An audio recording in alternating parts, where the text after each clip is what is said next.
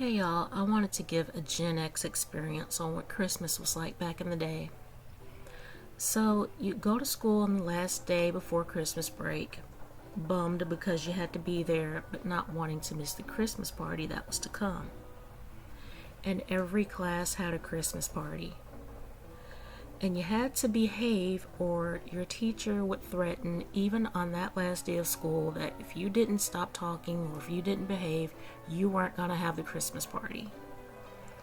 Even though you gave your money for it and she wasn't going to give the money back. But that's neither here nor there. Sometimes you'd have McDonald's, sometimes, most of the time, it was a pizza. And then you go home with your belly full of some more junk food that you really didn't need, and with a teacher bought gift or a Secret Santa gift from a student that hated you. Anyway, you go home, put all your stuff away, you're excited because no more school for 2 weeks. You get out of your school clothes, put on your play clothes, put on a jacket, and go outside and play with your friends. You could only stay outside for 2 hours though, because darkness fell at 5 o'clock. If you were lucky, you got to pile in the car with your family and go to the affluent neighborhoods to see their Christmas light displays. The more affluent the neighborhood, the more elaborate the Christmas light displays. Sometimes you get to see a Santa or a snowman waving in the front yard. Sometimes you get to see lit up deer grazing in their front yard. A lot of times you'd see what looked like some wild roller coaster ride with Santa going around it with his reindeer really, really fast. And that was always cool to see. Most families had a nativity scene in their front yard with a little baby Jesus and some kind of tent set up. And we didn't know that mangers looked like tents, but in the 80s they did. And all you could talk about in the days passing was Santa. Santa, Santa, Santa. Were you going to get that cool stuff that you checked off in the very huge, ginormous, gargantuan Sears Wish Book catalog that you got months ago? Or were you going to get something that you really didn't want? Well, you just had to wait and see.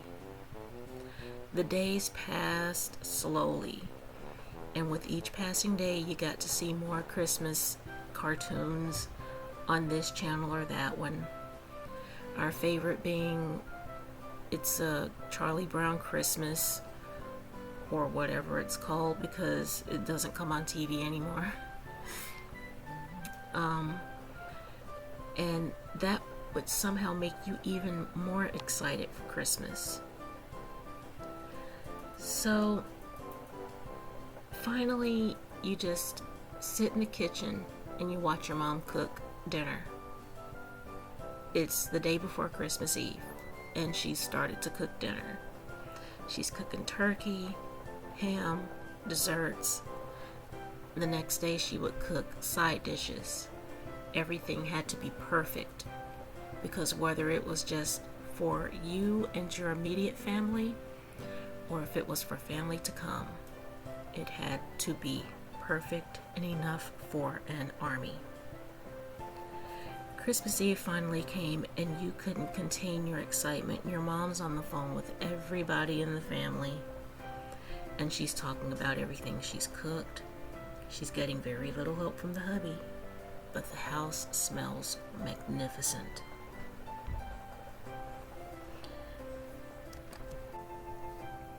You put on your pajamas between 6 and 7 o'clock, and you're excited. You cannot contain yourself. The Christmas tree is lit up, the lights are chasing each other, or they're blinking. You've got a Christmas train going around and around and around. And you can't look up under the Christmas tree at the presents, or your mama's gonna fuss at you. What you looking up under my tree for? You ain't got nothing anyway. Of course, that was a lie. Most of the stuff under the tree was yours. And so you just sat there looking longingly at those wrapped up presents. Finally, around about 8 or 9 o'clock, you had to go to bed, not tired, very unsleepy, but you had to pretend to be sleepy so Santa wouldn't fly over your house and forget about you. Oh well, anything's worth a shot. You toss and you turn all night long just wondering about the stuff under that tree, wondering if Santa's lurking around and you just can't hear him. But you did hear your parents in the living room at a certain time of night, and they were always laughing and more excited than you would be the next day. And you wondered if they were talking to Santa because somehow you always heard a third voice. Well, about 5 or 6 a.m., you slowly make your way up. You stretch, rub your eyes, and you're scared to go to the living room, but you have to. So you tiptoe out of your room and down the hallway. If you got scares, you kind of tiptoe down one step at a time so you won't be heard. And when you turned that corner to look in the living room, oh my goodness, it looked like a toy factory exploded into your living room.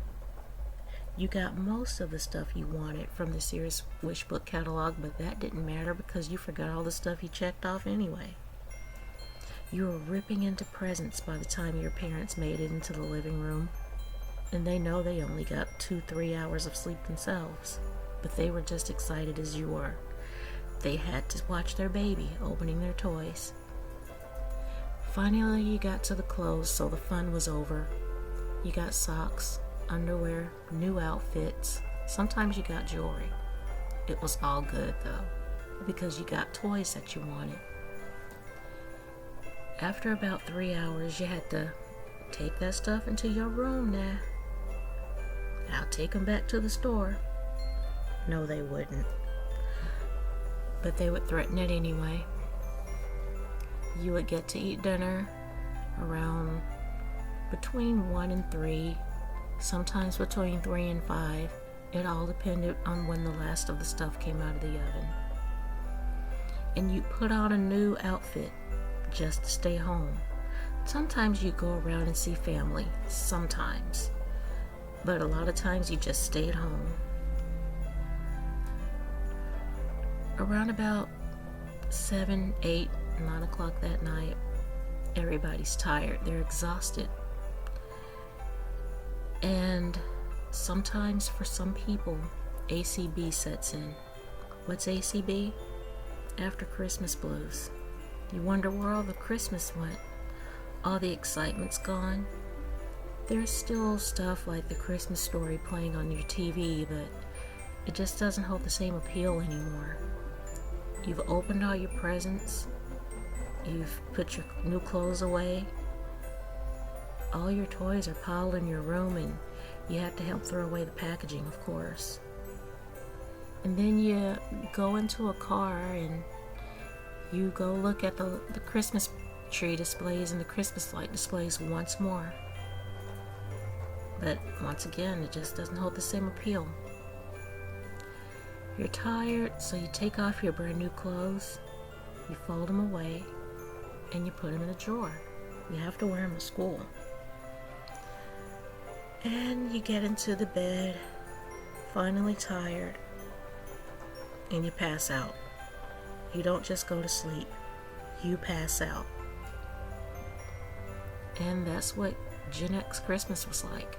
Oh, and I forgot about the paper bag that some people got. Some people got it in those weird little stockings that they got from a drugstore, but a lot of us got them in paper bags.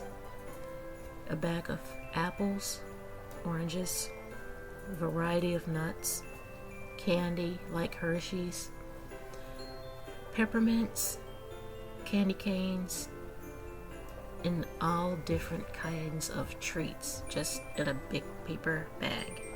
And you know you're not gonna eat all that stuff, but somehow you did. And that was our Christmas haul. That's what it was like for a lot of us. So, tell me what your Christmas was like. I don't care what generation you are. You don't have to be Gen X. You can be any generation, but just tell me what your Christmas was like growing up.